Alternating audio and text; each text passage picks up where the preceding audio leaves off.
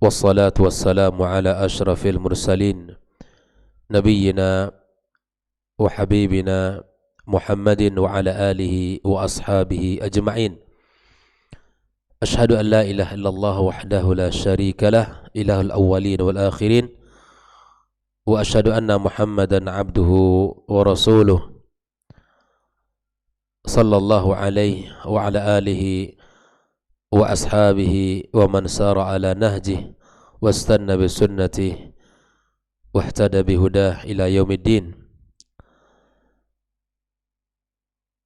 قال تعالى: يا أيها الذين آمنوا اتقوا الله حق تقاته ولا تموتن إلا وأنتم مسلمون. سبحانك لا علم لنا إلا ما علمتنا إنك أنت العليم الحكيم. Amma ba'd, ikhwani wa akhwati fi din, kaum muslimin dan muslimat, as-sa'imin as-sa'imat, rahimani wa rahimakumullah. Alhamdulillah, puji dan syukur kepada Allah Subhanahu wa taala. Pagi ini kembali kita diberikan kemudahan, kesehatan, kesempatan untuk bisa melanjutkan ibadah kita, ibadah Ramadan kita pada hari yang ke-14. Mudah-mudahan Allah sempurnakan ibadah kita dan Allah Subhanahu wa taala terima ibadah-ibadah yang telah kita lakukan dan ibadah-ibadah yang akan kita lakukan. Salat dan salam untuk Nabi kita yang mulia sallallahu alaihi wasallam. Allahumma salli ala Muhammad wa ala ali Muhammad. Semoga salat dan salam selalu tercurahkan juga untuk keluarga dan keturunan beliau. Kemudian para sahabat yang telah berjuang bersamanya tanpa terkecuali, dan kepada siapapun dari umatnya yang setia dengan sunnahnya sampai hari kiamat kelak. Ikhwafillah, kembali pagi ini kita melanjutkan kitab Al-Mulakhas fi Syarhi Kitab Tauhid pada halaman 158. Halaman 158. Ini bab yang ke-19.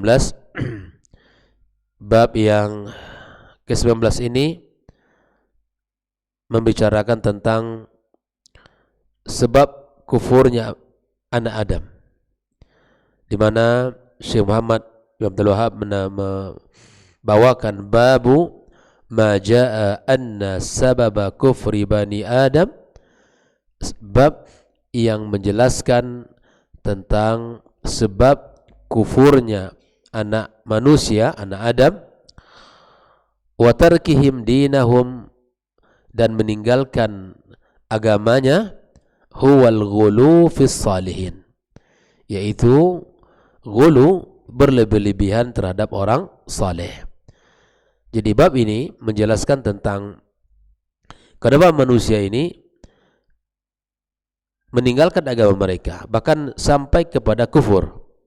Sebabnya adalah tentang sikap yang berlebih-lebihan terhadap orang-orang saleh. Nah, bab yang ke-19, 20, 21 dan 22, 4 bab ini akan menjelaskan tentang sebab-sebab manusia kufur dan sebab-sebab manusia meninggalkan agamanya. Jadi pembahasan tentang sebab itu ada 4 bab.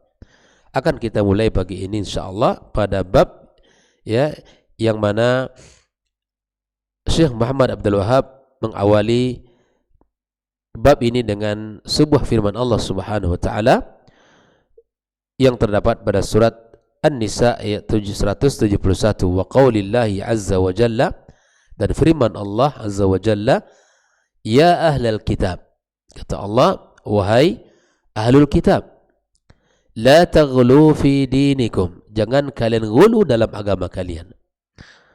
Nah, di dalam pembahasan ini Syekh Shalih Al-Fauzan membawakan penjelasan dengan mengatakan munasabatul bab li kitab tauhid, ketersesuaian daripada bab dengan kitab tauhid.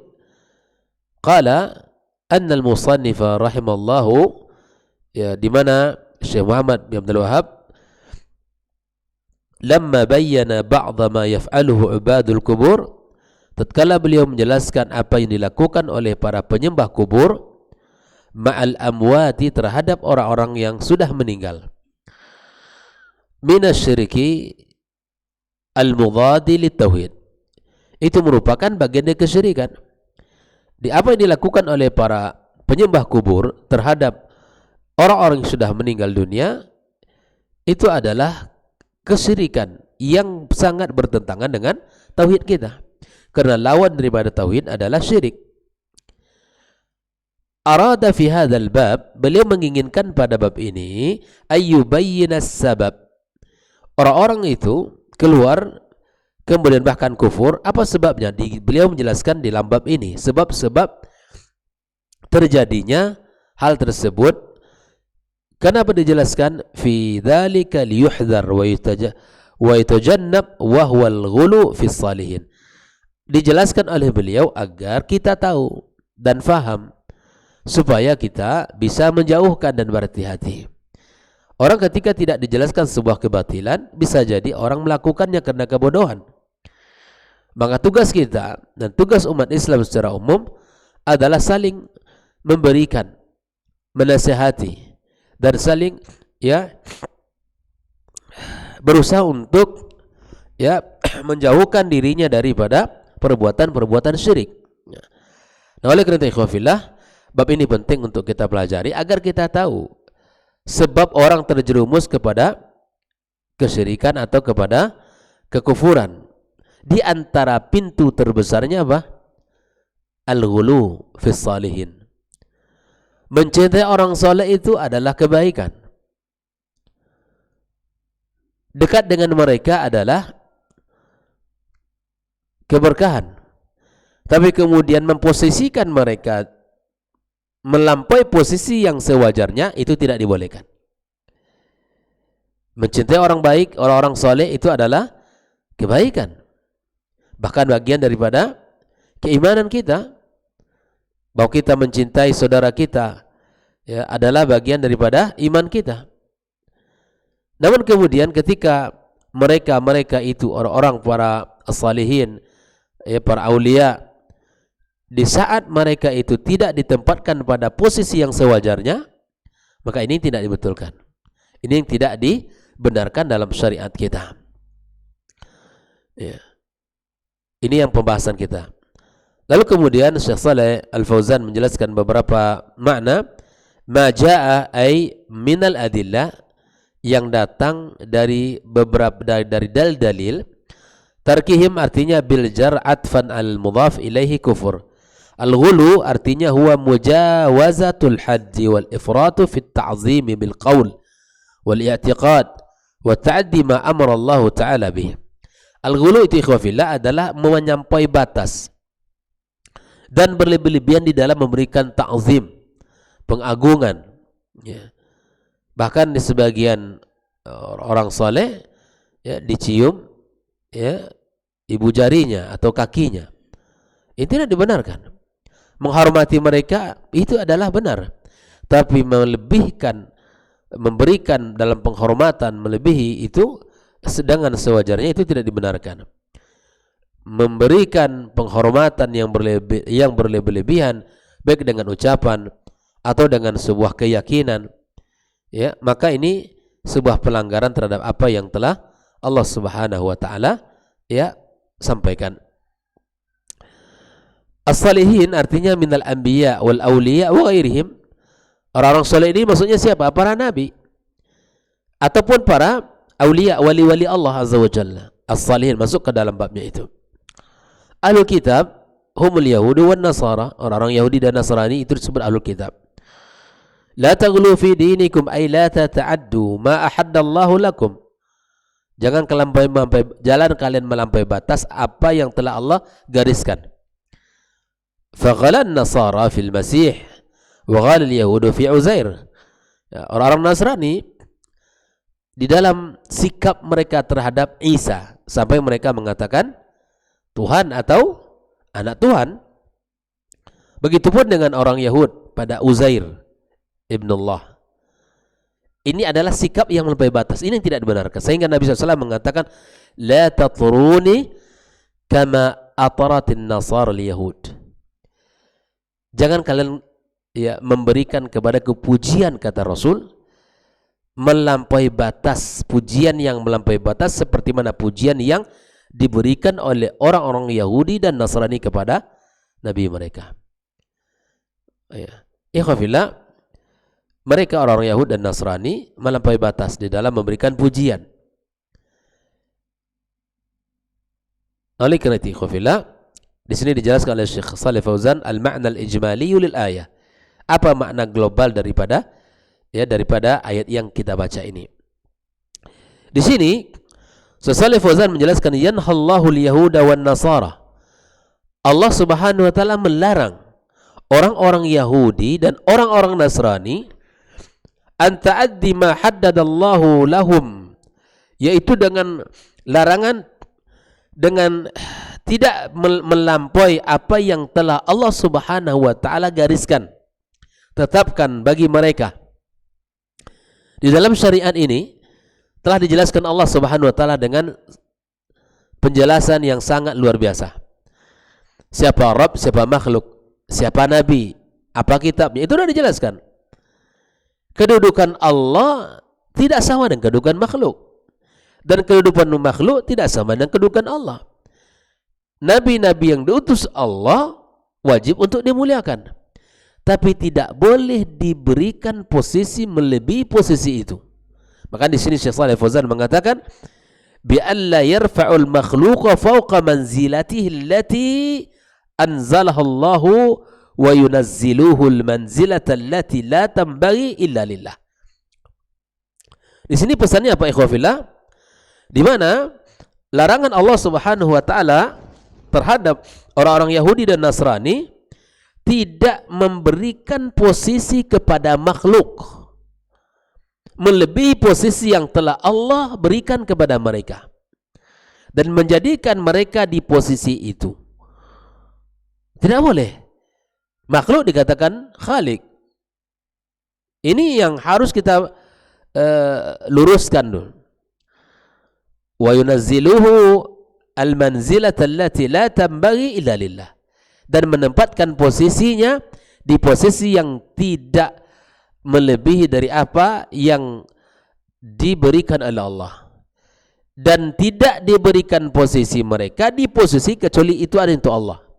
Itu tidak boleh. Makanya Nabi SAW dan para anbiya yang lain, mereka itu Nabi, diposisikan sebagai Nabi yang wajib untuk kita taati perintah-perintah mereka sesuai dengan zaman dan aturan yang dibawa. Maka Nabi Muhammad SAW adalah Nabi, dia makhluk. Makanya ketika peristiwa kematian Nabi kita sallallahu alaihi wasallam, ya, wafatnya beliau, semua para sahabat kaget. Tidak menduga kematian Nabi kita sallallahu alaihi wasallam. Sampai Abu Bakar sampai Umar bin Khattab radhiyallahu taala anhu ya mencoba untuk mengatakan bahwa siapa yang mengatakan Muhammad sudah meninggal, saya akan panggil lehernya, saya akan habisi lehernya. Maka disinilah kecerdasan dan keluasan ilmu daripada Abu Bakar As-Siddiq radhiyallahu taala anhu yang mengatakan man kana ya'budu Muhammadan fa innahu qad mat. Barang siapa yang meyakini Muhammad SAW, maka kemudian dia telah meninggal dunia. Wa man kana ya'budu Allah wa huwa hayyun la yamut, yang beribadah kepada Allah, maka Allah ya maha hidup dan tidak pernah mati. Disitulah Umar tenang dengan perkataan yang disampaikan oleh Abu Bakar. Nah, ikhwafillah rahimakumullah, banyak sikap-sikap di antara umat ini yang jika tidak diingatkan akan melampaui batas. Akan melampaui batas, dan sebagian daripada ya kelompok-kelompok kemudian orang-orang yang meyakini sebagai muslim tapi kemudian menjadikan syariat ini ya tidak diikuti dengan secara betul. Banyak orang yang posisikan bahkan seperti orang-orang Syiah misalnya, banyak sekali di dalam posisi imam-imam mereka itu sampai mereka mengatakan imam mereka maksum. Ini benar apa tidak ini ikhwah? Tidak benar. Yang maksum hanya para anbiya. Nah, menempatkan posisi para imam-imam mereka di tempat posisi maksum, itu tidak benar. Itu tidak benar. Dan menempatkan ya mereka pada imam-imam mereka boleh melakukan apa saja, itu tidak benar. Menjadikan imam-imam mereka ya boleh melakukan apa saja yang mereka inginkan, itu tidak benar. Dan masih banyak kekeliruan-kekeliruan yang dilakukan oleh orang-orang Syiah. Bahkan di keyakinan mereka bahwa yang Jibril alaihissalam salah dalam memberikan wahyu mereka. Salah memberikan wahyu bukan kepada Muhammad SAW tapi kepada Ali dan seterusnya.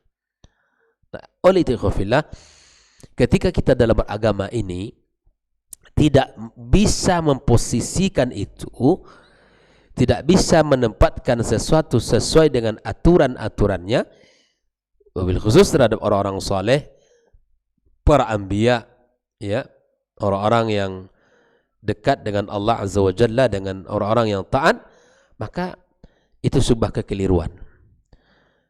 Oleh karenanya di dalam bab ini kemudian dijelaskan oleh Syekh Shalih Al-Fauzan munasabatul ayati lil bab. Setelah dijelaskan ketersesuaian bab dengan kitab tauhid, kemudian beliau mencoba untuk menjelaskan ketersesuaian bab dengan ayat dengan bab yang dibahas. Anna fiha, di dalam bab itu, di dalam ayat itu, di dalam ayat ini An-Nisa 171, an-nahya 'anil ghulu mutlaqan. Di sini Allah menyebutkan larangan tentang ghulu secara mutlak. Sesuatu yang berlebihan itu tidak baik. Apalagi dalam urusan agama. Dalam sebuah keyakinan tidak boleh kita melampaui batas, dalam artian melampaui syariat. Syariat mengata begini, kita buat yang lain. Itu tidak boleh. Syariat menunjukkan ini jalan yang biasa, yang benar, kita lakukan hal yang lain. Ini tidak boleh. Fayashmalul ghulu fis salihin, termasuklah ghulu yang dilarang itu adalah ghulu terhadap orang-orang saleh. Ya. Wal khitabu wa in kana li ahli kitab, walaupun di dalam khitab ayat ini meskipun untuk orang-orang Yahudi dan Nasrani, kata Allah, la ya ahli kitab la taghlu fi dinikum. Wahai ahlul kitab, jangan kalian ghulu dalam agama kalian. Khitabnya kepada siapa? Al-Yahud wan Nasara. Fa innahu amun, sungguh khitab itu bersifat umum. Yatanawalu jami'al ummah, itu mencakup seluruh umat. Yahudi, Nasrani, Islam. Tahdziran lahum, sebagai bentuk peringatan. Ayaf'alu fi nabiyihim wa lihihim fi'lan nasara fil masih wal yahudu fi Uzair. Agar kita tidak melakukan seperti apa yang dilakukan orang Yahud dan Nasara, ya, Nasrani di dalam nabi, orang-orang saleh mereka, seperti terhadap Isa alaihissalam dan terhadap Uzair yang dilakukan oleh orang-orang Yahud. Memposisikan mereka di atas posisi yang tidak sewajar, itu ada sebuah kesalahan. Nah, lama-kelamaan sikap seperti itu nanti akan menyeret kita kepada sikap yang lebih parah lagi, yaitu memposisikan mereka sama seperti itu Tuhan. Jelas sampai di sini ikhwah, bahwa orang-orang saleh, mulai daripada anbiya, mulai daripada aulia, sampai pada ya as-salihin, itu orang-orang yang baik, orang-orang yang saleh, orang-orang pilihan, wajib untuk kita mencintai mereka. Dan poin yang kedua, memposisikan mereka pada posisinya sebagai manusia. Ya. Tidak punya kuasa untuk mengatur, tidak punya kuasa untuk mencipta. Kemudian terakhir, Syekh Shalih Al-Fauzan menjelaskan ma yustafadu minal ayat. Yang pertama, apa faedah yang bisa kita ambil? Tahrimul ghulu fil ashkhas wal a'mal wa ghairi dzalik. Diharamkan kita ghulu dalam perorangan dan juga di dalam sebuah amalan. dan hal yang lainnya. Artinya ketika kita disuruh untuk menghormati para as-salihin, itu adalah sebuah panutan, sebuah syariat, tapi kemudian kita harus memposisikan dalam posisi yang benar. Begitupun dalam amal. Maka sesuatu yang berlebih-lebihan itu tidak baik. Yang kedua, ar-raddu 'al yahudi wan nasara, sebagai bentuk bantahan terhadap orang-orang Yahudi dan Nasrani, wa man syabahahum, yang mirip dengan mereka ini, fi ghuluwihim fil ashkhas, ghulu mereka terhadap perorangan, wal a'mal wa ghairi dzalika. Orang-orang Syiah khususnya lebih ghulu lagi, Pak. Ghulu mereka terhadap para imam-imam mereka yang maksum, yang sampai pada puncak di mana mereka boleh saja menikahi di antara syariat mereka itu, menikahi wanita mana saja yang ia suka, dan melalui sebuah keyakinan tentang nikah mut'ah, ya boleh saja mereka menikahi siapa saja yang mereka sukai, baik itu anak gadis, istri orang, ataupun anak yang di bawah umur, janda, siapapun, dengan keyakinan bahwa mereka boleh menikahinya dimanapun tanpa harus ada mahar. Bahkan sebagian pengikut-pengikut Syiah lebih senang bahwa kalau anaknya atau istrinya itu dinikahi mut'ah oleh imam-imam mereka. Bahkan bangga untuk mengambil garis nasab dari imam-imam mereka. Ini adalah akal yang sudah terbalik, akal yang tidak sehat. Bahkan tidak hanya itu, orang-orang Syiah meyakini tentang kekeramatan mereka dan kemuliaan mereka, bahkan sampai pada bahwa waliyadzubillah akrakumullah, kotoran-kotoran imam pun diperebutkan. Ini agama yang dibangun di atas hawa, di atas taklid, yang tidak memiliki ruang untuk bisa memikirkan dan berpikir secara jernih. Apabila imamnya menyampaikan sesuatu, maka itu seakan-akan keluar dari, seakan-akan itu adalah firman Allah Subhanahu wa taala. Baik. Berikutnya yang ketiga, ikhwafillah, al-hathu ala luzumil i'tidali fid dini